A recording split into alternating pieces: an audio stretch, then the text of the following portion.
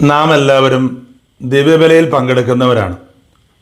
ഓരോ ദിവ്യബലിയിൽ പങ്കെടുക്കുമ്പോഴും 3 നിയോഗങ്ങൾ ഉണ്ടാകണമെന്ന് പഠിപ്പിക്കുന്നു.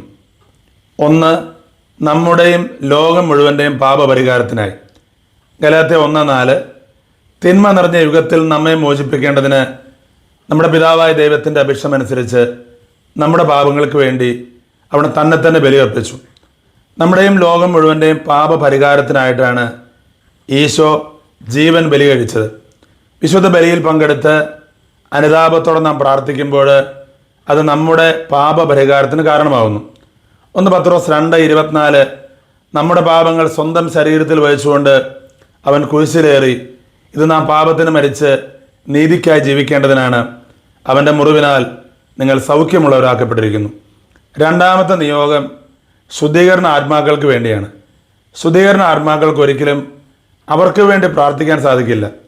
നാം അവർക്ക് വേണ്ടി പ്രാർത്ഥിച്ച് അവർ സ്വർഗ്ഗത്തിൽ എത്തിച്ചേരുമ്പോൾ അവർ നിരന്തരം നമുക്ക് വേണ്ടി പ്രാർത്ഥിക്കണം.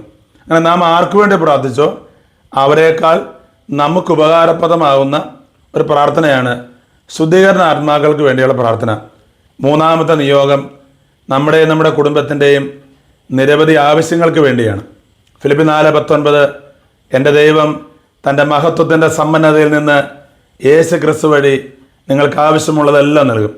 നമ്മുടെ ജീവിതത്തിന് ആവശ്യമായ എല്ലാം ദൈവം നൽകുമെന്ന വിശ്വാസത്തോടെ നമുക്ക് ഈ 3 നിയോഗങ്ങളും ദൈവസന്നദ്ധിയിൽ സമർപ്പിച്ചുകൊണ്ട് നമ്മുടെ ദിവ്യബലി അർപ്പണം വളരെ വലിയ ദൈവാനുഗ്രഹത്തിന് കാരണമാകട്ടെ.